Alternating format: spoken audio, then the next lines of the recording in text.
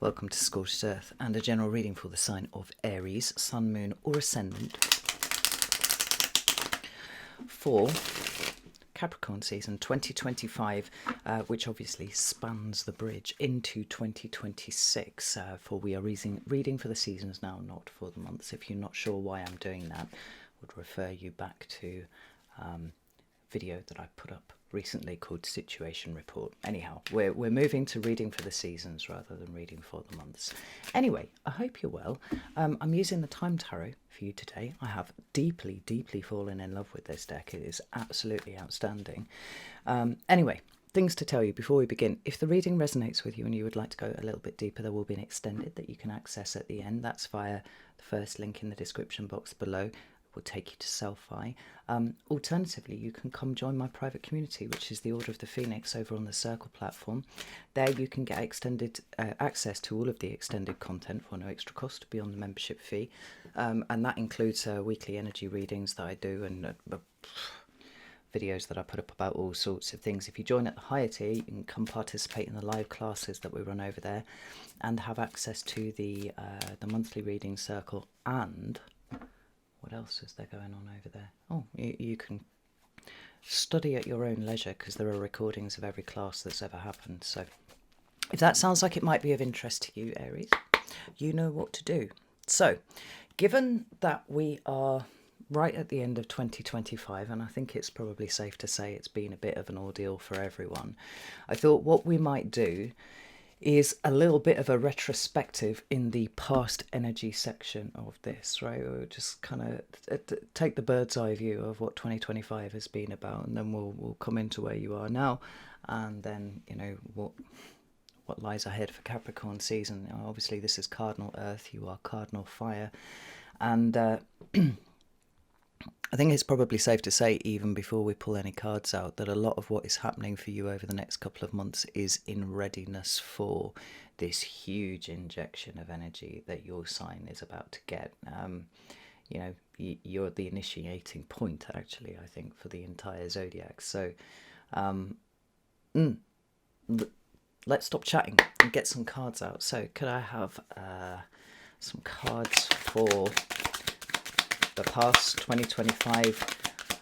What do we need to know about this? Whoa, fuck. Okay, so we have the Page of Cups, we have the Seven of Wands in reverse, which is very interesting, and we have the Queen of Cups, and we have the Hermit. I was only going for 3 cards, but we've got 4, so we'll go with that. What about current energy for Aries, please? 10 of Pentacles. I'm getting some canny goosebumps here. 10 of Pentacles, whatever this. Okay, the Fool, the Seven of Swords. I have to tell you, like, I'm getting nerves. This is really interesting, Aries. It's not something I particularly associate with you, is feeling nervy, but it's there, it's prickling. Anywho, what about Capricorn season? We have the Page of Swords right there for you. Capricorn season for Aries.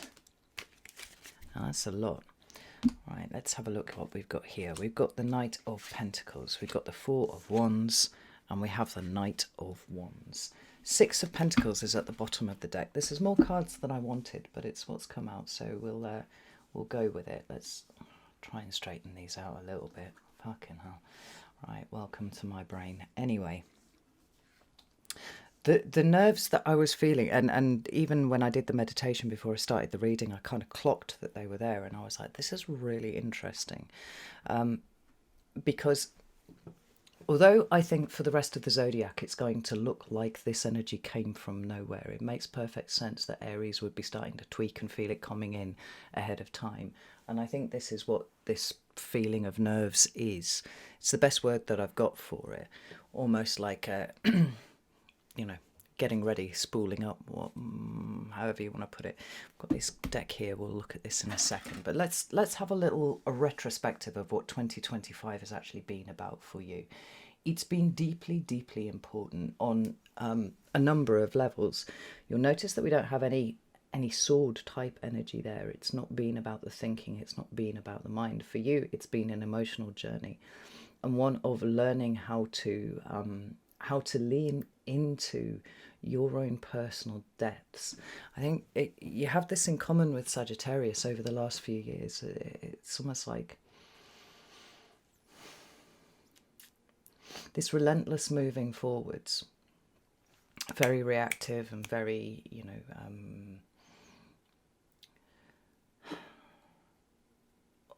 almost triggered.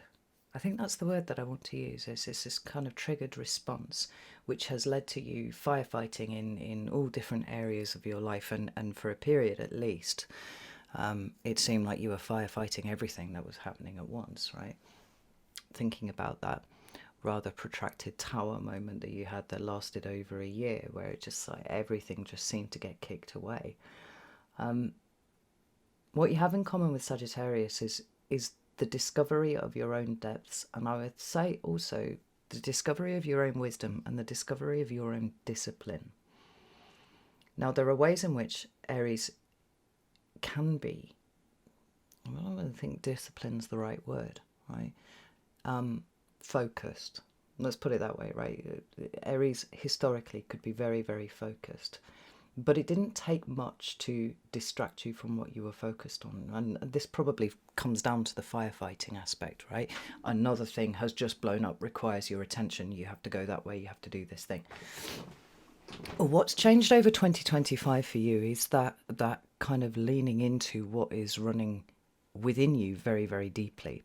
This new emotional journey that you've been on that has seen you experiencing a side of yourself that you didn't know was there.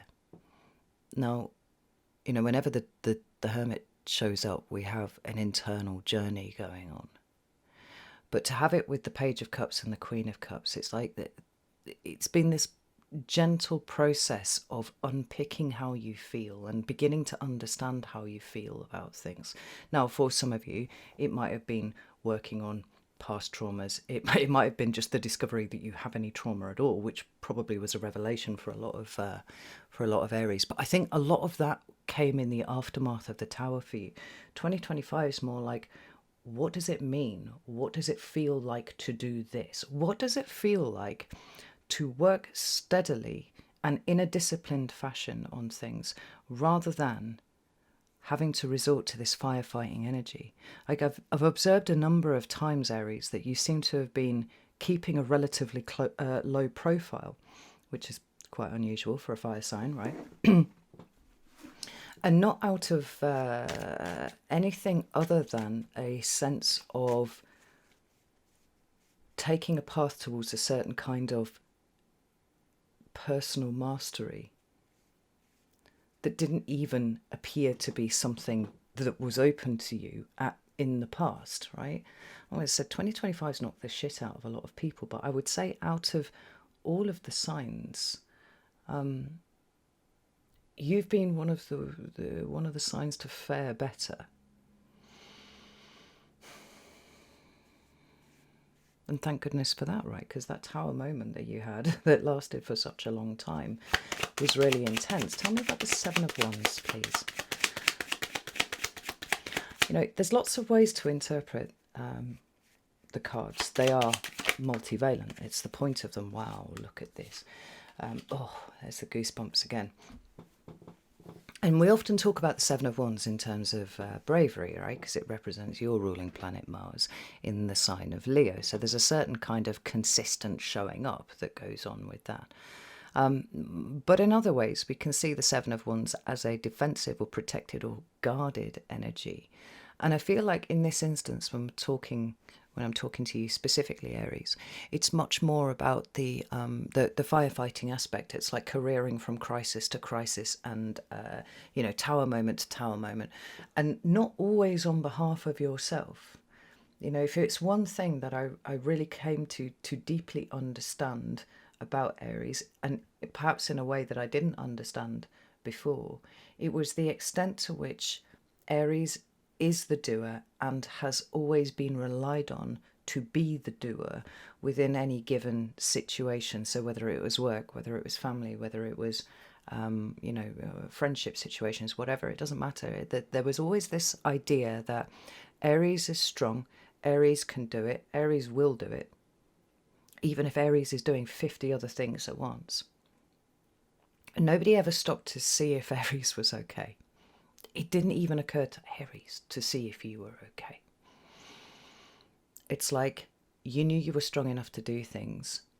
You knew that other people couldn't or wouldn't, possibly. And so you picked up the baton, or you put the fire hose over your shoulder and went to put out, the most recent iteration of whatever was burning down. And what changed in 2025 for you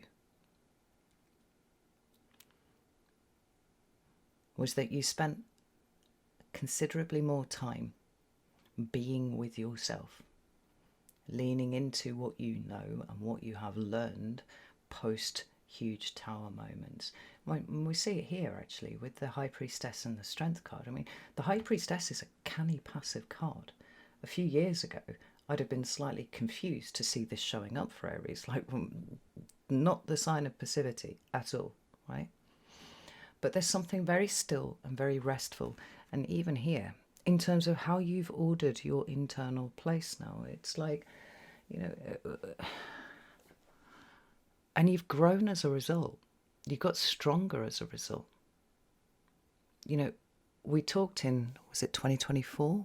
Maybe even 2023, I can't even remember at this point, about abandonment issues. And I remember the first time that I brought it up, and Aries all over the world going, fuck, that'd be ridiculous. I just do things myself. It's fine. But we started to see how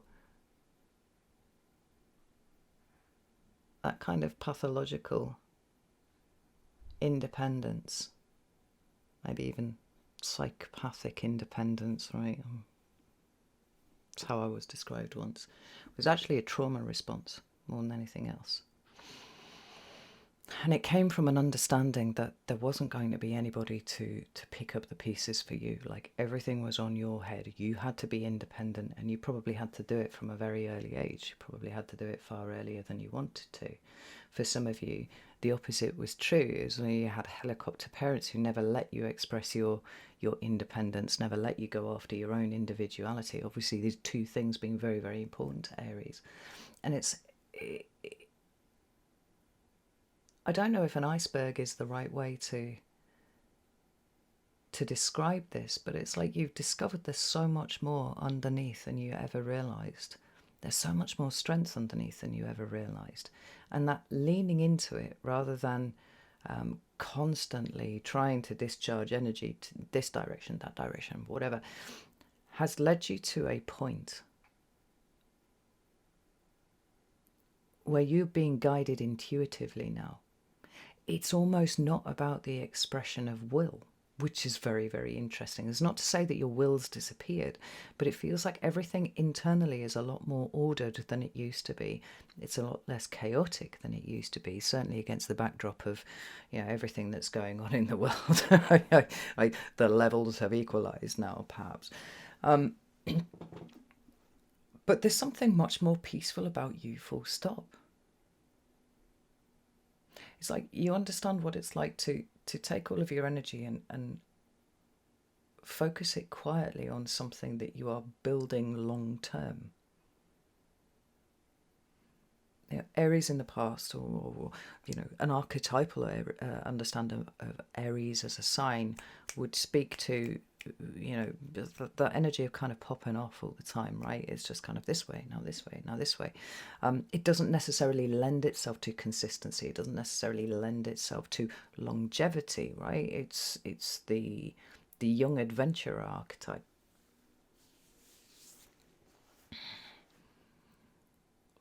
But there's a thorough process of maturation that's gone on now, which has amplified your power to the nth degree.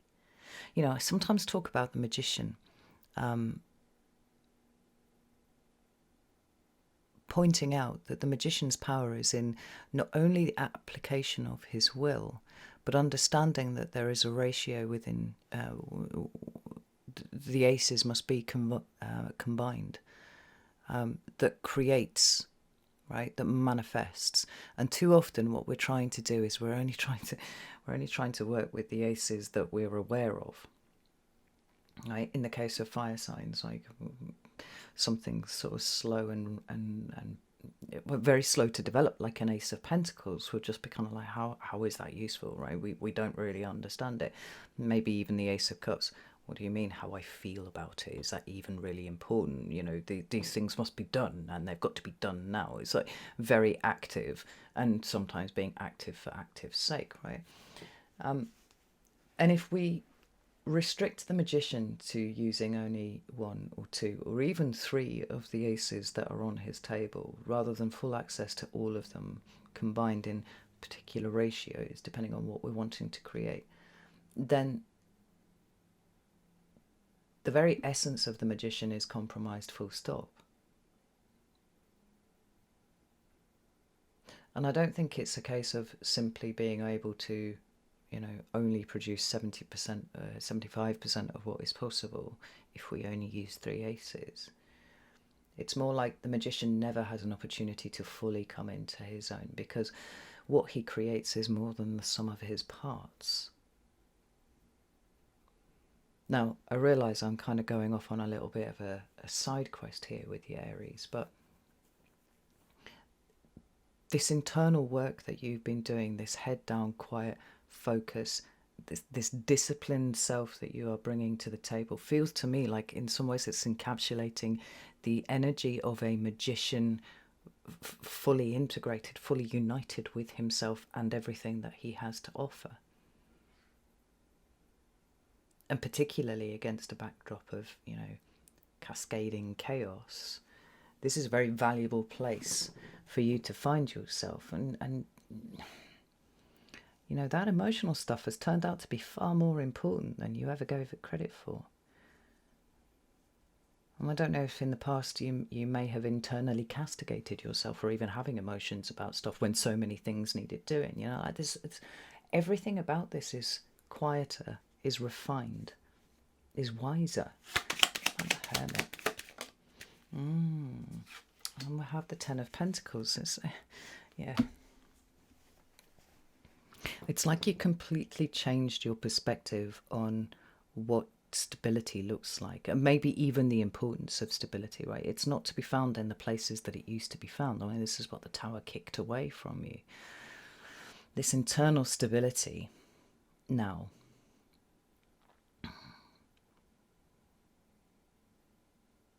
Well, it's here in the Hanged Man. It's created that illuminated state.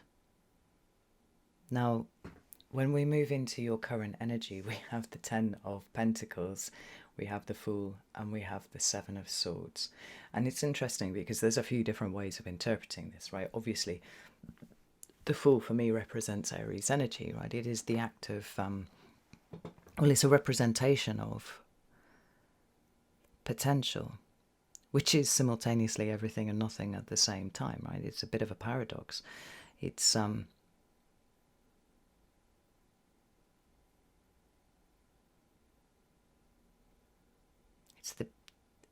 the ability to create something out of nothing.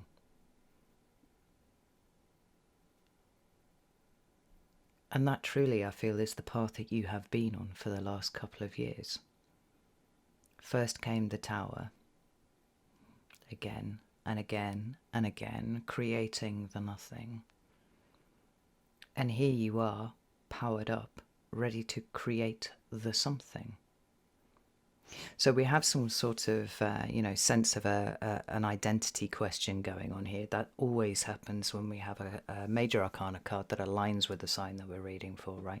But I almost think that that's a tangential point to the main point of what is going on here. This Ten of Pentacles, to which you are...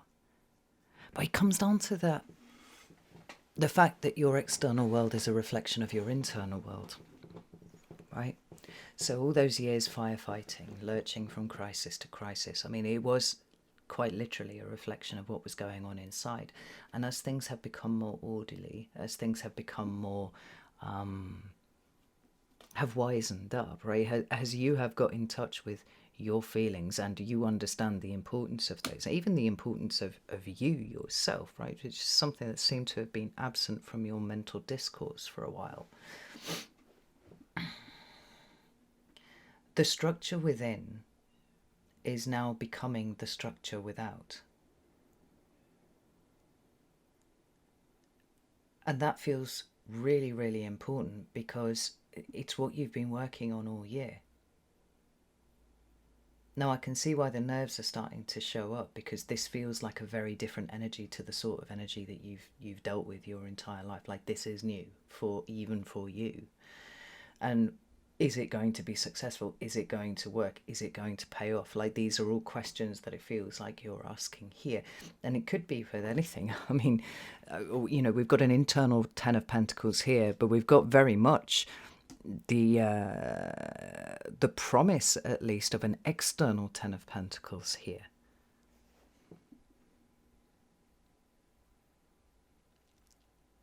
The reflected internal state. Now, the 10 of Pentacles is not something that can be accrued quickly. I mean, it's a very long, slow process, hence why the whole of 2025 was taken up with that with you here. And it's not to say that you've been, you completely retreated and only been working on yourself. I think the inside and outside stuff has been happening simultaneously for you. But here, it is so very close. It feels like it's the tipping point now. Oh, let's put these cards together like this, because in this state, I actually really, really like the fact that the Seven of Swords is showing up for you. I mean, it's a card that I don't hate anyway. I'm quite a big fan of the Seven of Swords, even though the traditional interpretation of this card is deception, right? Sometimes known as the Thief card. But when you understand the dynamics of the card, when you understand the parts of the card, and when you understand the fact that every card represents a polarity of energy. This is why no card is all good or all bad in the tarot. And you combine it with these, what we see in the Seven of Swords is the point where we are getting ready to take a risk, take a gamble. We are moving outside of our comfort zone. I mean, I'll be honest, Aries, I don't think you've had a comfort zone for years. I actually don't think that you know what a comfort zone is, but to some extent, what was represented by this for, your whole life was what you knew. It was the comfort zone. And now you're exiting it. You're doing life differently. You're going about things a different way. So is it going to feel like a risk? Absolutely. Even if it's a calculated one. Is it going to feel like a gamble? Yeah, a little bit. Both of these cards individually have that aspect of interpretation to them. We talk about the Fool sometimes as, taking that leap of faith, like, jumping into the void, having faith and trust that we will land, but actually having no guarantees or assurances that that will happen. It's that the action is necessary.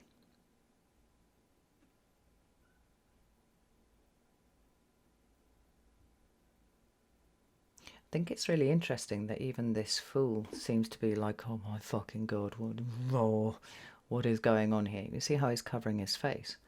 Half of his face, like, I can't look. I'm going to do this, but I don't know if it's a good idea. It's almost like you're wrestling with the idea that either this is the most foolhardy and reckless thing you've ever done, or it's the realest thing you've ever done. Tell me about the Fool. Yeah. We've got the Five of Swords there. It's kind of chaotic, that energy. And particularly as it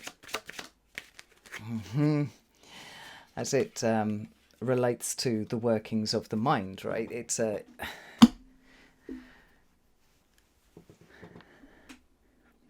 the detonation of what we thought was solid and stable. Now, if you recall, we had the Four of Swords at the bottom of the deck, and I said, no, things seem to be relatively peaceful in you. But then, at the same time, we've now got these nerves starting to build, right? You're sensing this energy coming in. You're sensing that you're very, very close to needing to take that leap, needing to take the risk, without any guarantees that it's going to pay off.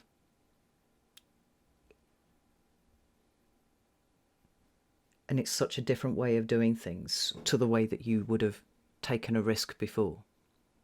Taken any kind of gamble before. You'd have been just like, I'd be fine. Things have changed. Things are different.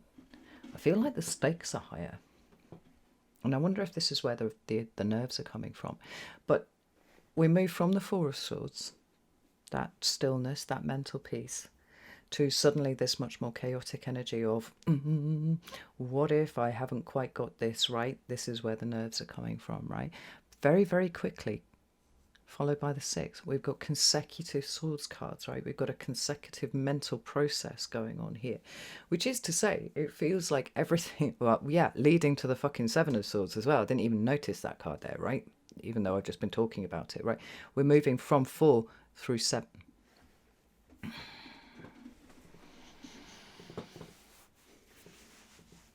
And then we've got this Two of Swords at the bottom of the deck. Now, usually I talk about the Two of Swords in terms of the ways that we are, willfully blind. I mean, and that's not actually quite accurate. The Two of Swords is a card of not seeing what we can't see, not knowing what we don't know. But quite often we don't know those things because some aspect of our mind has decided that that's not something that we really want to look at. But here's the thing. With that Two of Swords being followed by the Justice card, there is a sense that some of this is kind of out of your control. Now, I would understand entirely if that's where the nerves were coming from, because we fire signs like to control stuff, right? It makes us feel safe. If we're the ones doing things, then all's good. And you are doing things, Aries. That is abundantly fucking clear.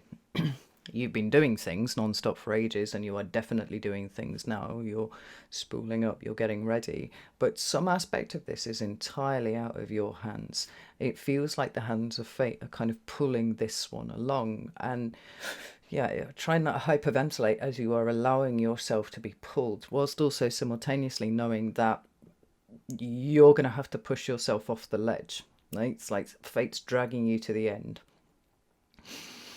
And you're just taking a moment to take a breath, to go, well, I don't know where this is going to go, but like, fuck it, here I go, right? But I'm off, I'm jumping. And what's interesting about that is that the more that you think about it, the more it's not resistance, but it is nerves. The more the nerves are building. And this is why I feel like this is a high stakes gamble. It's one that you know deep down is going to pay off. But if you were to try and point it out to somebody, if you were trying to give the evidence for that to somebody else, I don't think you could do it, because it doesn't exist yet. So it feels like the hands of fate are kind of all over this, or the hands of destiny rather are all over this, and you can feel it. But how the fuck do you explain it to somebody who doesn't feel it, doesn't understand what you're talking about, right?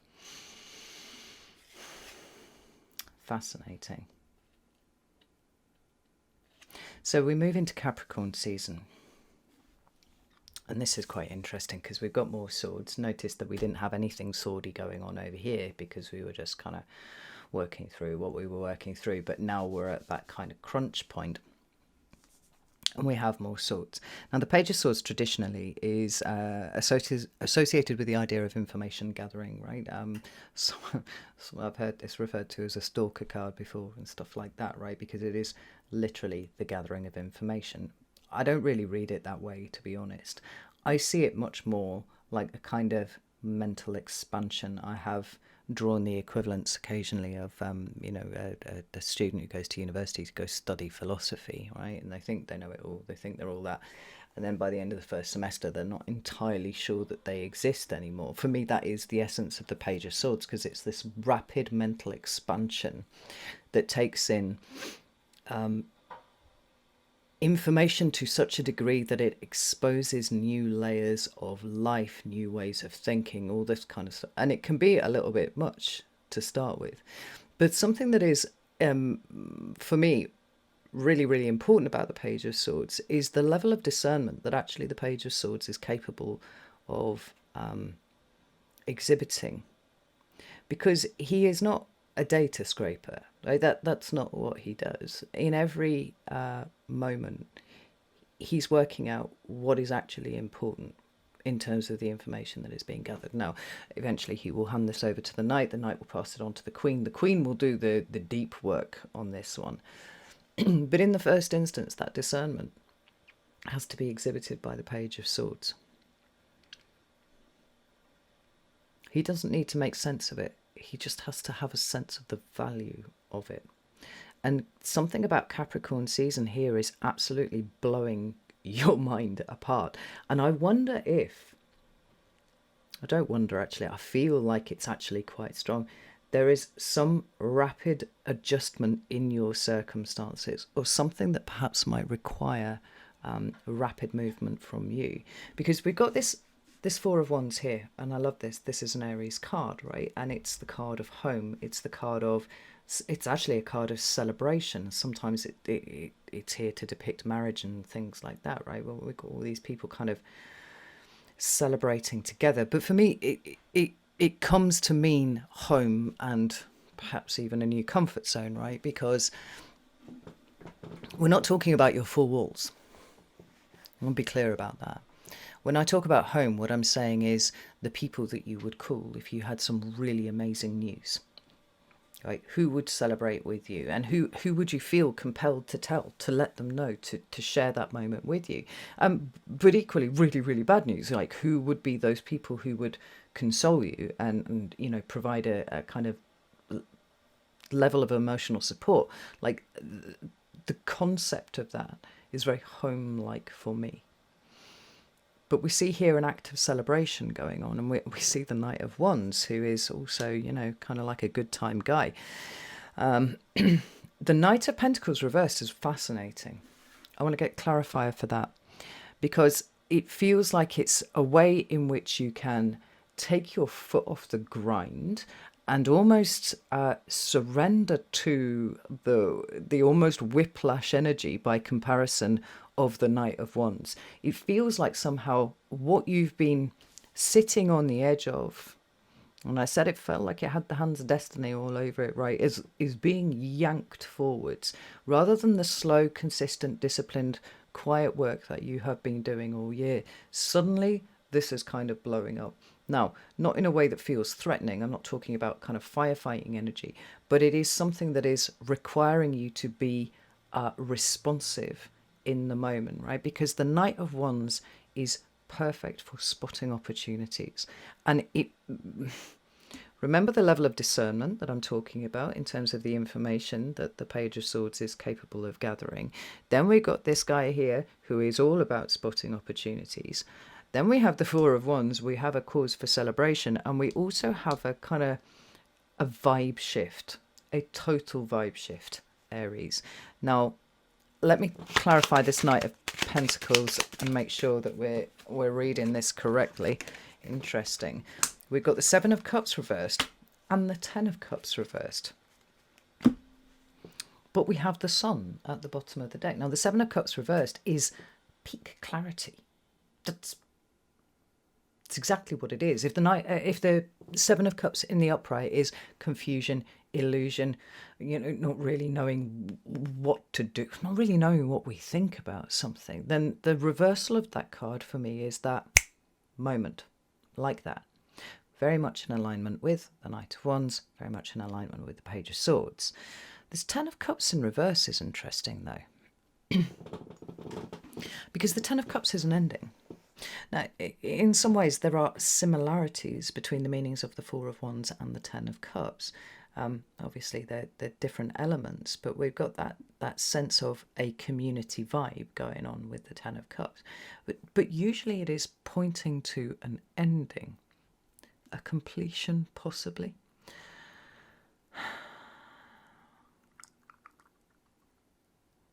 But whatever it is, it feels like it's turning everything upside down. And this is the interesting thing. It feels like that's really good. That feels like it's exactly what you fucking want. even though you didn't see it coming. Let me pull this. I've talked about the Ten of Cups as a card that actually leads to great suffering. If we don't recognize in the moment that what, the essence of this card is a cycle completed. And if the cycle is completed, we're moving on to the next phase.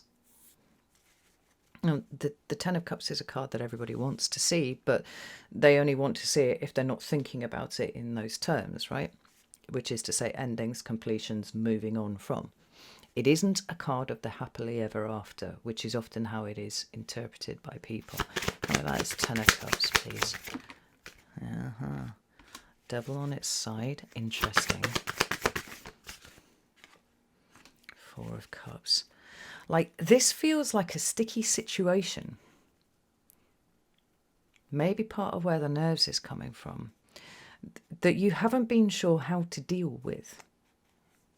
Because the energy of the devil is a stuck energy, but notice that it didn't come out in the upright. It felt more like, it feels more like potential energy, right? Perhaps something that you foresaw going wrong about what you're trying to do. This Four of Cups is also a stuck energy, but it's an energy of rejection, sensitivity. It's an energy of abandonment. There's something here that has been, at least the idea of it, has been somewhat of a sticking point about your future movement. And it could be the way that it affected people around you. It could be a way in which it affected the community or the family around you, right?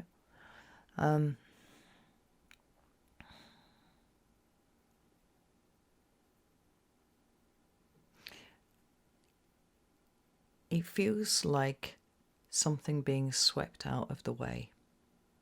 Now, I don't know if this has been an actual problem for you or whether it's just something you kind of saw as, something that could potentially go wrong in the future.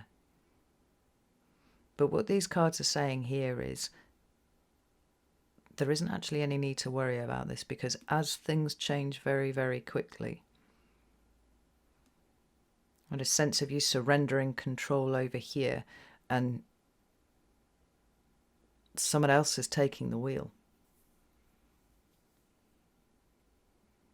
You've done the hard work, Aries. You've done a lot of the hard work. A lot of this is just centering on faith. Now, we've got the Six of Pentacles at the bottom of the deck, and I haven't even mentioned that, but that for me is about grounded emotions, right? It's about really kind of being good and balanced with yourself internally. Sometimes it can talk to a need to create that kind of balance internally, but I think everything that we've seen so far suggests that that is something that you've done. And then we have the Sun card here. I mean, you don't really get better cards of joy and positivity than the Sun card. But what additionally it talks about is consciousness. It does talk about the emergence of the inner child as a creative force. The Sun card is the point at which we emerge from the underworld journey that we have been on, renewed, stepping out into the energy of the sun again.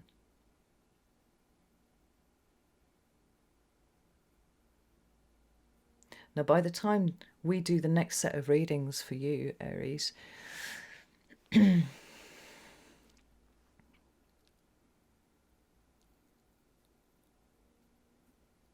the big energies, the big transits will be starting already. I'm thinking about the Saturn-Neptune conjunction that's happening in your sign, right?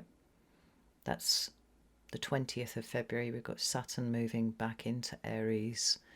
Fuck, when is that? It's like the 12th or the 13th of February, right? So next set of readings will cover that time frame.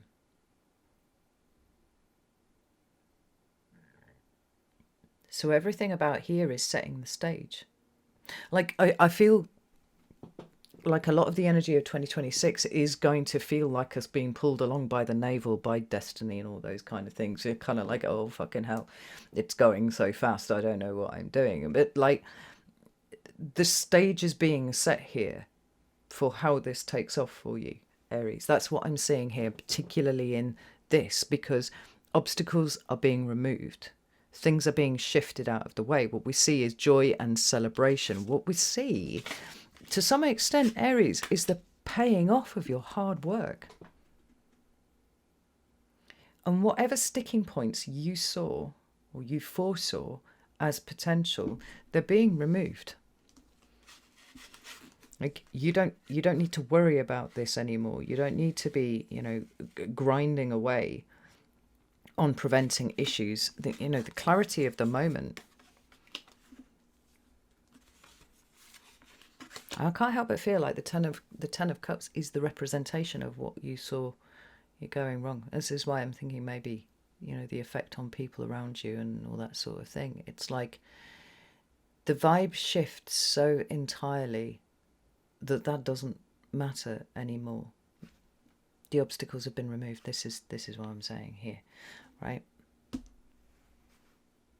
It feels like karmic blessings is what it feels like, Aries. But this shit just didn't come out of nowhere. Like, you've earned every bit of this.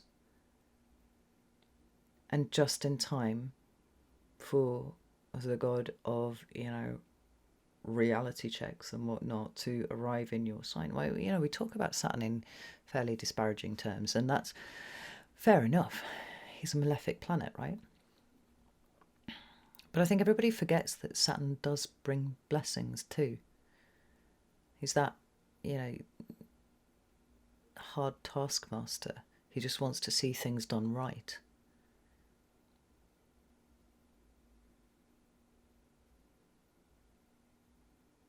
And as he finishes up his time in Pisces, ready for you to start the act of really quite extraordinary creation, he's like, yeah, well done. Not only did you pass, you passed really well. So he is the removal of the potential pitfalls and the potential limitations that you saw coming. This is really interesting. I'm going to go to the extended now. We're going to dig into this a lot more because this feels very fucking exciting. Remember, we are covering the period from now through to, late-ish January. So we're very much taking in the energy of 2026 as we're looking at what's going on here. I think this is fascinating. So I'm going to go over to the extended now. I'm going to dig into this. If you would like to join me over there, you're very welcome to do so. You can do that on Selfie. You can do that on Circle. I'd be delighted to see you in either place. If that's not for you, that's absolutely fine. I'm really excited for you, Aries. You've really worked for this. Really worked for it. Right and proper. Okay, right. I'm going to leave it there. Know that I love you all very, very much. And I'll see you soon.